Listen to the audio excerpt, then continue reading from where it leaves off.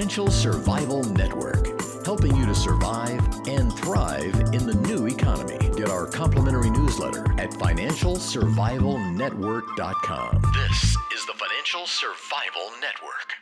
Financial Survival Network is presented to you by Regal Assets. Buy and sell physical gold and silver through your existing retirement plan, 100% tax-free with Regal Assets. If you want to include physical gold or silver in your existing IRA or old 401k, request your free investment kit, which was recently featured in the Forbes and Smart Money Wall Street Journal magazines. Call toll-free 855-678-6620, 855-678-6620, or visit regalassets.com.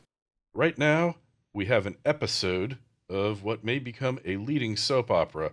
Mr. Duane Goes to Washington.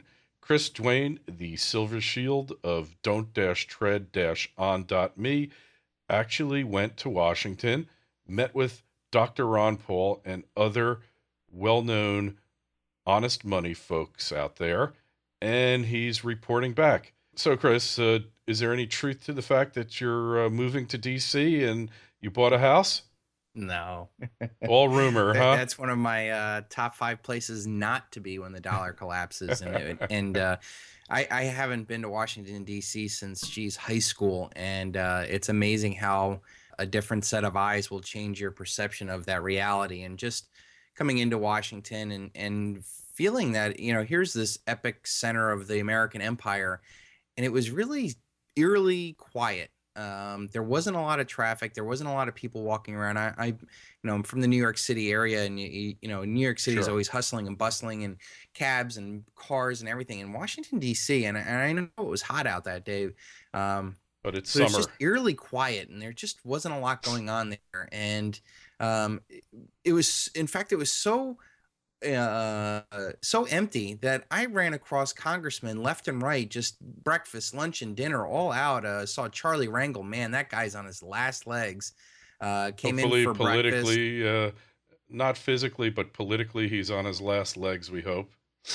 Physically, I think he's on his last legs. Mentally, I think the guy's still sharp. He walks around with a cane, and he couldn't get the door open, so he whacked he used the cane to push the button like really hard. And the door popped open, and he went off into the secret red room at the hotel that we're staying in the breakfast. And I saw a couple of I know one really liberal congresswoman from California. She was there right behind me.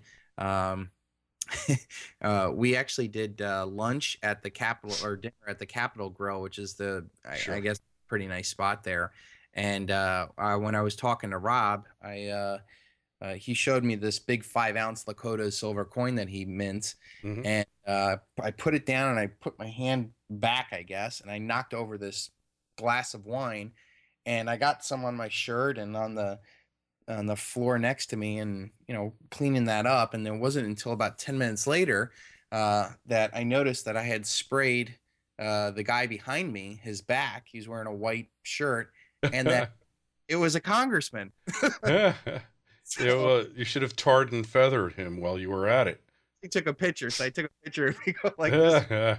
But it wasn't until after the fact. And once it's done, it's done. I'm not gonna go over there and By the way, I spilled some wine all over the back of your shirt. Will you ever forgive me?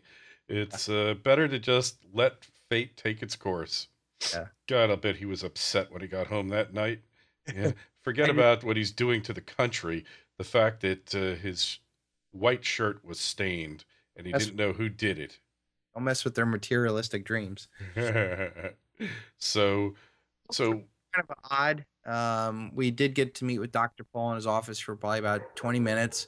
Very nice man, very smart. I took pictures of the, don't steal, government doesn't like competition, stuff like that. And we went to the hearing the next day, and the dog barking. We saw him again in the ante room before the meeting, and it basically just comes down to I think that his time is done. He's 40 years in Congress. He certainly advanced the conversation. Had he not entered into the 2008 presidential campaign and in this campaign, I don't think anybody would have heard of honest money or non-intervention, or blowback or stuff like that. So he definitely advanced the conversation. But at the end of the day, this is not his battle to win. He's not going to take us over the hill.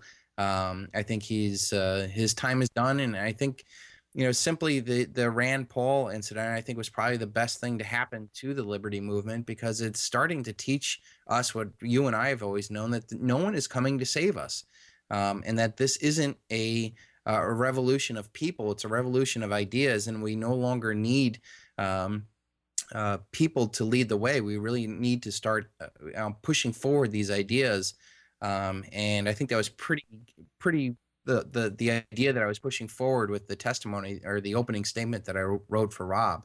I don't know if you got to see the video. Yeah, I watched it. Sure.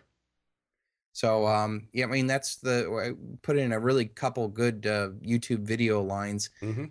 When we wrote that, we basically said that this isn't for Congress. This isn't for Ron Paul. This isn't even for the news media. It was for YouTube, and it's played pretty well so far.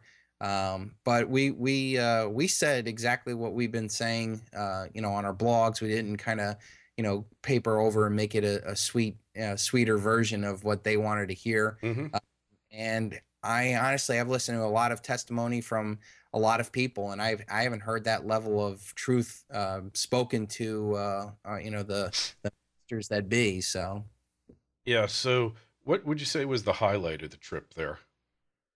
Oh, certainly meeting Ron, but probably just being in that audience and watching, watching the whole thing happen. It was very surreal, to come out of the back, the ante room, and then coming down and going to the testimonial. I thought that was pretty cool. But like I told you before we started this call, nothing's changed in my perception of how the world works. It was interesting meeting Ron. If you had told me 4 years ago that I'd be sitting down with him and even having a private conversation with him, I would have been like, oh, I died and gone to heaven, because it was wonderful experience. But the more that I see the world as it is, the more I start seeing supporting characters instead of main characters in our lives. So yeah. Well, it's difficult for a one-man crusade. Maybe if he was in the Senate, it would have been a little bit more effective.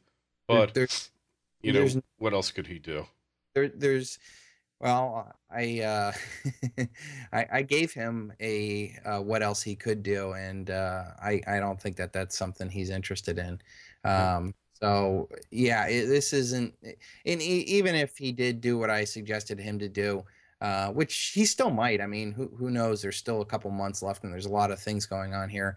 But at the end of the day, it's never going to be one man leading it. It's going to be millions of men reclaiming their own minds, becoming independently logical thinkers, being able to get out of the paper paradigm before it collapses.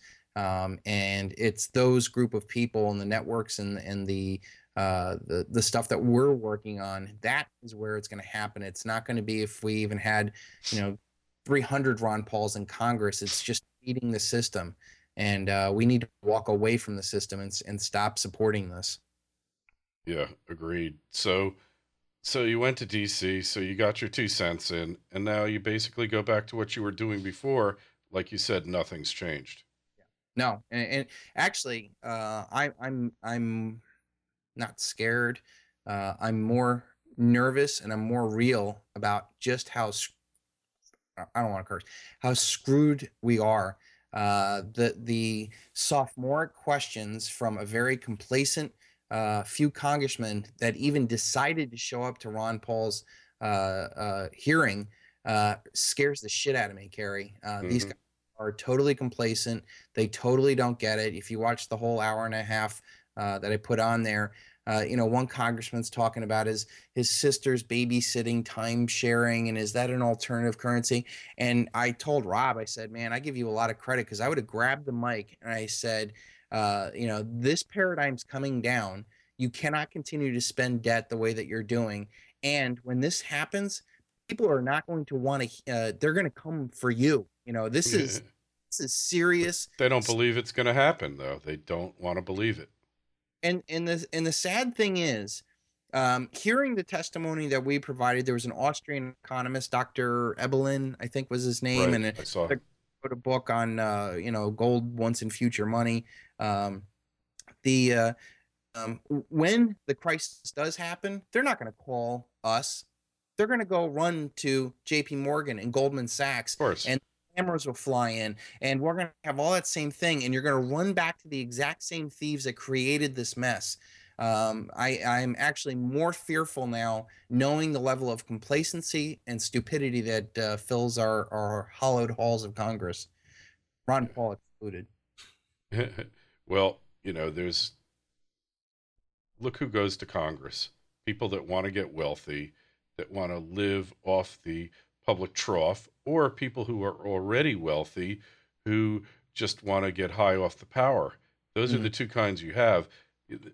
Dr. Ron Paul is really, he was well off, obviously, a doctor, but he's really the exceptional case where he really went there with a goal in mind. And while he's the a minority of one, extremely difficult, what we have seen recently is more people like him getting in there.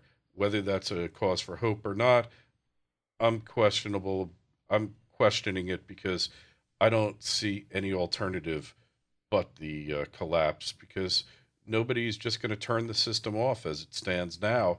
So the only way for this system to go away is a collapse. There's no other way. Kerry, think about this. Not only is there the level of stupidity, this is Ron. Ron has what, 4 months left, and the only other voice there. I mean, when we were in his office, we were listening.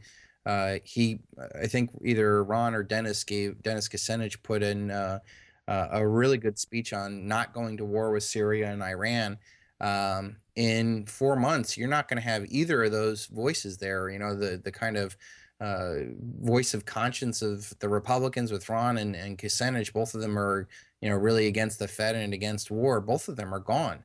Ron's not running again, and Dennis lost his seat. So not only is there just a level of stupidity there, you're also going to lose two of the proponents of, that could have at least Sure. a small bump in the road, bankers and the warmongers and stuff, and they're going to be gone. And throw on top of it the war jumps for Iran, throw on top of it the fiscal cliff that's coming. I said before that this election is going to be the least important election ever. There's nothing good on the horizon that's coming, and it's really time to batten down the hatches. And that's why I've really lightened up on my Cassandra, sounding the clarion call and waking up people. Because if you don't get it and you're not doing something about it, you're just going to get run over at this point. So even now, as far as I am, been preparing for this, I'm still not 100% comfortable. I'm taking a lot of action on my own personal life and with the SilverShield group to really, get things going before we don't have the amount of choices that we have today. Yeah, that's a good move. I am doing it too. I'm making plans to get out of Dodge here and to a place where I'll have an escape hatch. There's no escape hatch in the New York metro area, that's for sure. So Chris, thanks for giving us the post-mortem. It's much more of the same, I guess, what we expected. And now it's just kind of sit back and watch the clock run out on the system. And don't tread on me. Is your site, what's your YouTube channel again? The Greatest Truth Never Told. And I am working on taking all the work that I did in the Sons of Liberty Academy, that 48-hour video program, and cutting it up and putting it onto YouTube, because I when I first did The Greatest Truth Never Told, my intent was to redo the entire academy and make it slicker and better produced and stuff like that. But it took almost 10 months for me to get 2/3 of the way through module 1, and I have 10 modules of the academy, so it's a huge thing. So I'm thinking about just throwing the actual academy on YouTube, and Probably your best bet. Yeah, or the information's spectacular. It's the it doesn't have the fancy video and all that other stuff. Sure. It's just that. So hey, it is what it is. So anyway, Chris, we will talk to you soon, and be well. Very good, Gary. Thank you for having me on again.